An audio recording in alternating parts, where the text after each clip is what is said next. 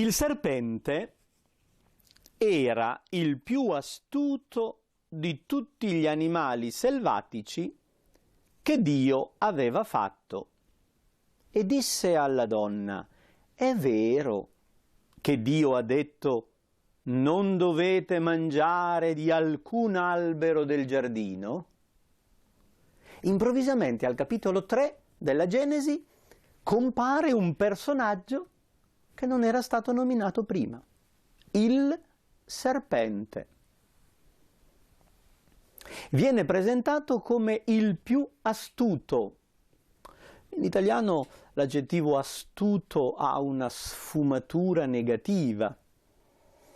Nell'originale ebraico potrebbe essere reso con prudente, furbo, sapiente. Chi è il serpente? Solo nella tradizione tardiva del giudaismo il serpente è stato identificato con il diavolo, ma in questo racconto non viene presentato in modo chiaro come questa figura diabolica ed esterna. È una immagine simbolica, è una delle creature presente nel giardino ed è una creatura furba, una creatura che ragiona e dialoga. Non viene descritto se non nelle sue parole. Il serpente comincia a fare una domanda alla donna: è vero che Dio ha proibito tutto? No, che non ha proibito tutto. Ci ha detto che possiamo mangiare di tutti gli alberi, sottolineiamolo questo. Ci ha detto che però un albero fa morire. Ci ha detto che mangiare di quell'albero produce la morte. Il serpente aggiunge: non è vero. Non è vero che morirete. Sta dicendo: Dio ha mentito. Vi ha detto una cosa falsa. Sta invitando: non fidatevi. Non credetegli. Dio vi ha mentito perché è invidioso di voi. Non vuole che voi diventiate simili a Lui. Vi vuole tenere nella sottomissione. Guardate che questa è la parola fondamentale.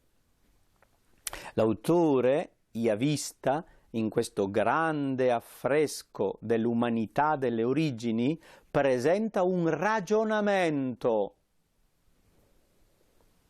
La rivelazione di Dio è falsa.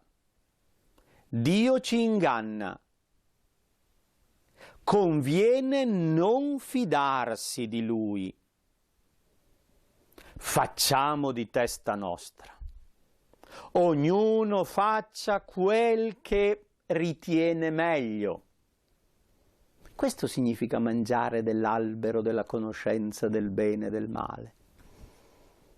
Fai di testa tua. Fai quello che a te sembra bene. Significa fai i tuoi interessi. Lascia perdere quello che Dio ti ha detto. Non fidarti. E non fidarti perché Dio non merita fiducia. Dio è invidioso dell'uomo, Dio è antagonista. L'uomo si liberi dalla dipendenza da Dio. Questo è il peccato originale. Questa è l'origine del peccato. Il narratore della Genesi, con grande finezza, ha presentato nella veste del serpente il pensiero dell'uomo.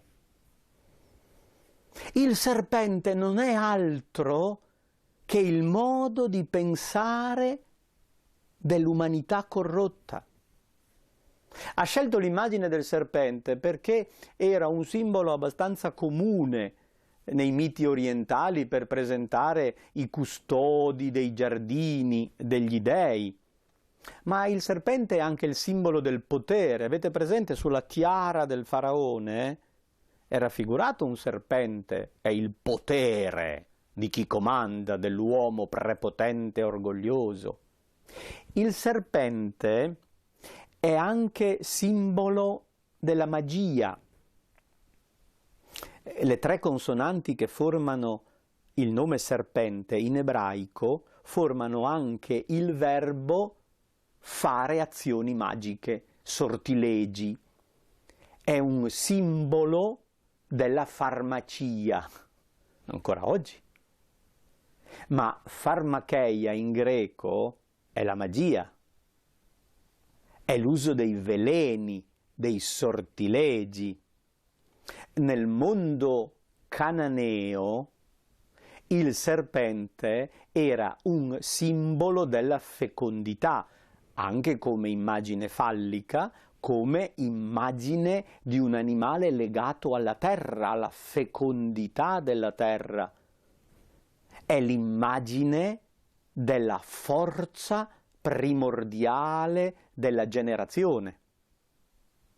Quindi diventa un simbolo ricchissimo che riassume in sé le pretese dell'uomo di essere potente, di poter fare quello che vuole. È la pretesa di superare il limite. È la pretesa di prendere quello che non gli compete. L'origine della disarmonia sta proprio in questo atteggiamento di sfiducia nei confronti di Dio. All'inizio c'è questo atto di disobbedienza orgogliosa, ovvero mancanza di fiducia. All'inizio di ogni peccato c'è questa mancanza di fiducia. Il racconto sapiente di Genesi 3 ci vuole mostrare proprio la dinamica del peccato che si ripete in tutte le fasi della storia. È un testo mitico, vero, dice la verità, ma come eziologia metastorica, ricerca della causa al di là della storia. L'umanità, fin dalle origini e sempre, manca di fiducia. E questa assenza di fiducia nei confronti di Dio è la rovina, è la fonte della disarmonia. Pensate quante banalità sono state dette sulla mela. Certo, se un testo del genere noi lo riduciamo al furto di una mela, diventa una sciocchezza, una favola da bambini da lasciar perdere appena si acquista l'uso di ragione.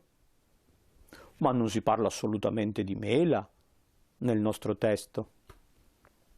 È un gioco medioevale dove arbor mali et boni, l'albero del bene e del male, è stato frainteso con arbor mali. In latino potrebbe essere anche l'albero di melo. Quindi non è il furto di un frutto per cui Dio si è arrabbiato e ha punito l'umanità in tutti i secoli. È una presentazione demenziale che ci fa un grave danno, perché non abbiamo colto il senso autentico del messaggio biblico e abbiamo finito per deformare il volto di Dio, attribuendogli una difesa esasperata dei propri diritti. Dio che si è arrabbiato perché gli hanno portato via il frutto. Comprendendo seriamente il testo, si capisce la profondità di questo messaggio. Il serpente dunque è il pensiero dell'uomo, è l'io profondo che mette in dubbio la credibilità di Dio. Ci fidiamo della rivelazione o facciamo di testa nostra? Cristo Gesù, scrive San Paolo nella lettera ai Filippesi, pur essendo di natura divina, non considerò un privilegio l'essere uguale a Dio. Il serpente aveva detto: sarete come Dio, conoscendo il bene e il male. Diventate come Dio, prendete, anche se vi ha detto di non prendere. L'albero da cui vogliono mangiare è l'immagine della bramosia. È quello che in latino veniva chiamato concupiscenza. È la voglia di prendere, la brama di conquista. Ed è un istinto che portiamo dentro, di afferrare, di prendere per sé quello che piace, quello che fa piacere, indipendentemente dalla rivelazione di Dio. Lui dica quello che vuole. Io cerco di prendere per me quel che mi piace. Questa è l'origine del peccato, in tutte le persone, da sempre. Cristo Gesù invece, che è nella forma di Dio, non considera l'essere come Dio un arpagmon, dice il testo greco. Nella commedia dell'arte, l'avaro, in genere, ha il nome greco di arpagone. È la stessa parola. Il verbo arpazzo vuol dire prendere, ghermire, afferrare. L'avaro è quello che ha voglia di prendere. È l'immagine dell'Adamo originale.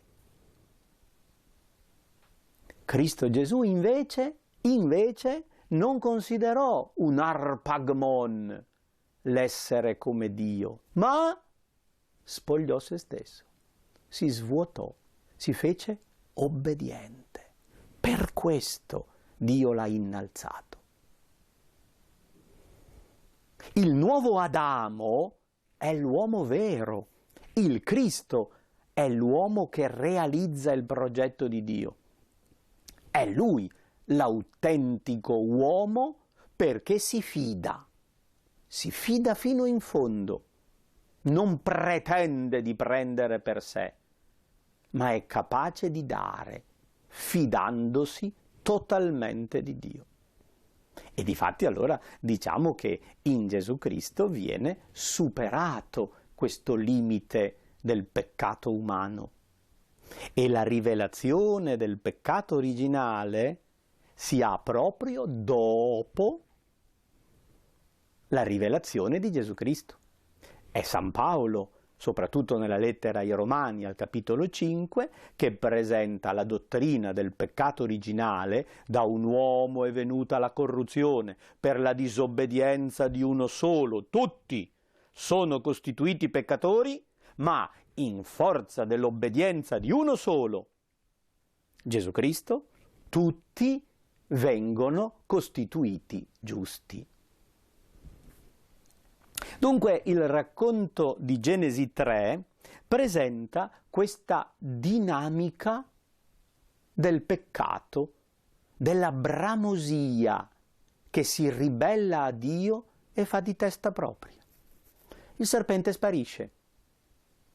Ha semplicemente svolto la funzione del ragionatore, del ragionamento umano.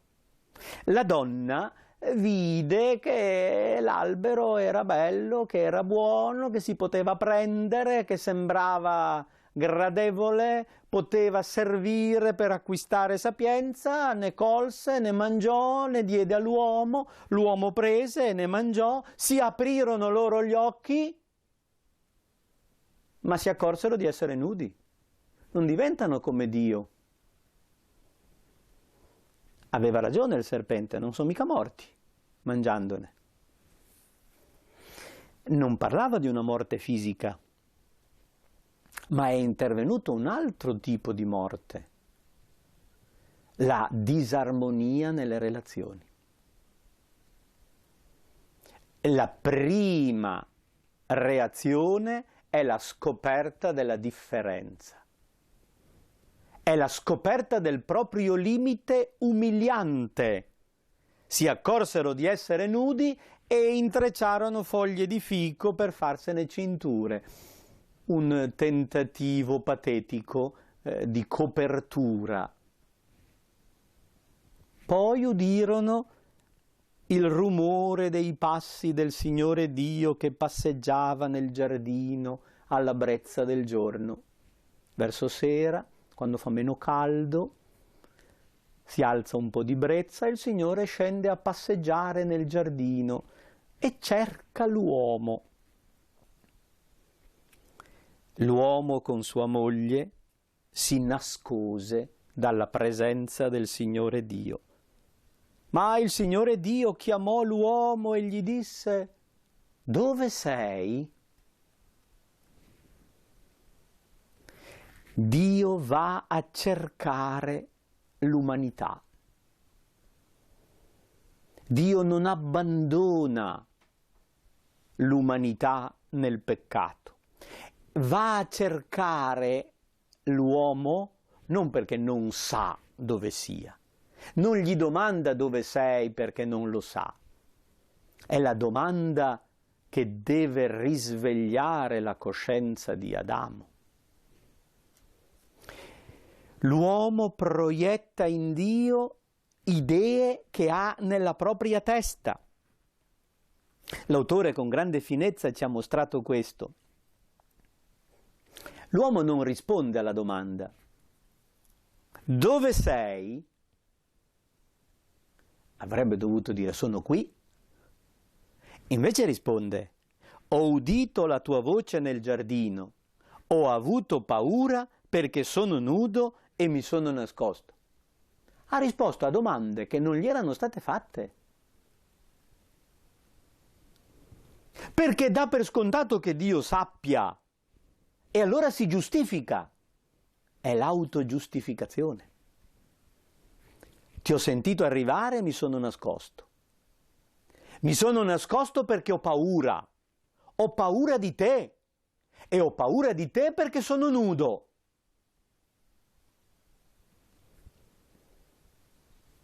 Ecco la disarmonia che è entrata. La paura, la vergogna, la fuga, il nascondimento, il tentativo di giustificazione. Il Signore chiese: «Chi ti ha fatto sapere che eri nudo? Hai forse mangiato dell'albero di cui ti avevo comandato di non mangiare?» La risposta quale dovrebbe essere? Sì, ne ho mangiato. Invece non risponde così. Risponde di nuovo con un tentativo di autogiustificazione. La colpa non è mia. Risponde l'uomo: la donna che tu mi hai posto accanto mi ha dato dell'albero e io ne ho mangiato. Notate, con finezza il narratore fa dire all'uomo: la colpa è della donna, ma in fin dei conti la colpa è tua, la colpa è di Dio. Io mica te l'avevo chiesta la donna, sei tu che me l'hai messa accanto e adesso devi portare le conseguenze. Questa è carne della mia carne, osso delle mie ossa, aveva detto. Siamo una cosa sola. Adesso non più. È questa qui che tu mi hai dato. La colpa è sua, la colpa è tua, non è colpa mia. C'è l'atteggiamento dello scaricamento della responsabilità e c'è la divisione. L'armonia fra Dio e l'uomo è crollata. Ha paura e vergogna. L'armonia fra l'uomo e la donna è distrutta. Il Signore chiese alla donna: che hai fatto? E la donna scarica la responsabilità sul serpente. Il serpente mi ha ingannata e io ho mangiato. Notate però, dice mi ha ingannata. Vuol dire che riconosce. Quello che aveva detto il serpente è un inganno. Non fidarsi di Dio, fare di testa propria è cedere a un inganno.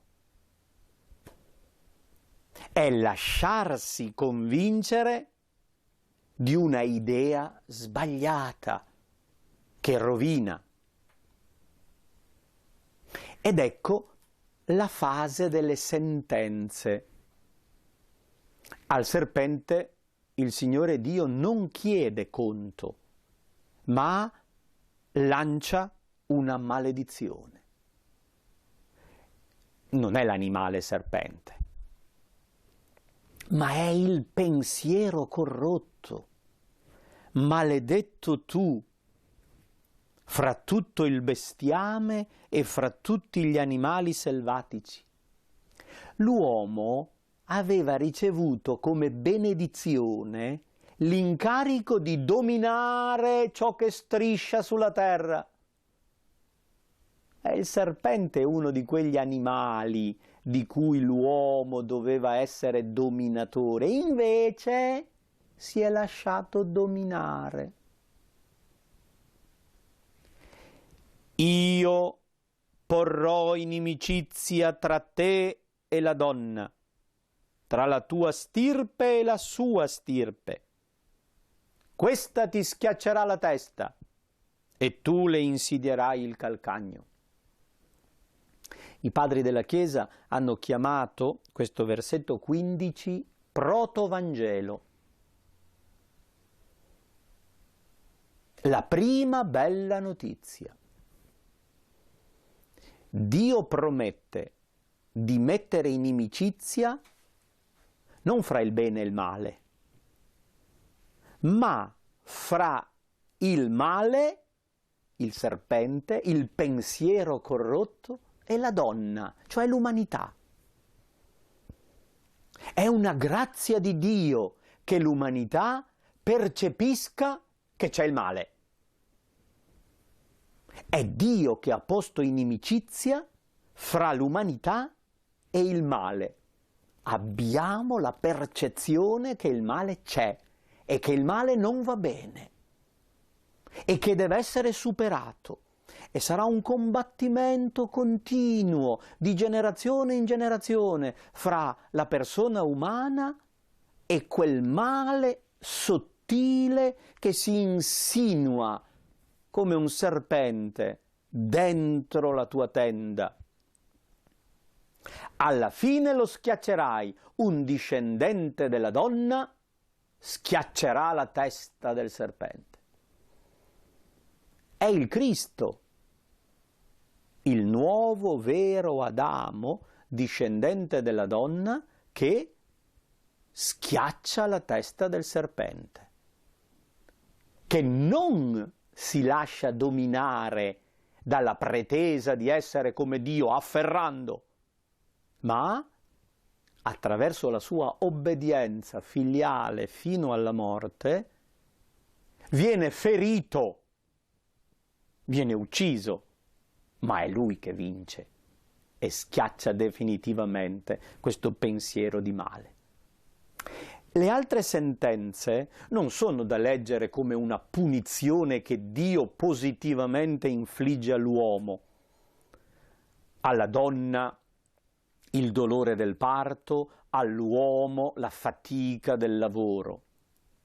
ma è una sottolineatura della drammaticità del mondo. L'autore dice che il male fa male e che la struttura del mondo, nonostante sia stata pensata buona, ordinata da Dio, è corrotta. La nascita della vita è pericolo di morte legata alla sofferenza. La bellezza del lavoro, della fertilità della terra chiede tanta fatica. Questa situazione di male mescolato al bene è spiegato con questa eziologia metastorica.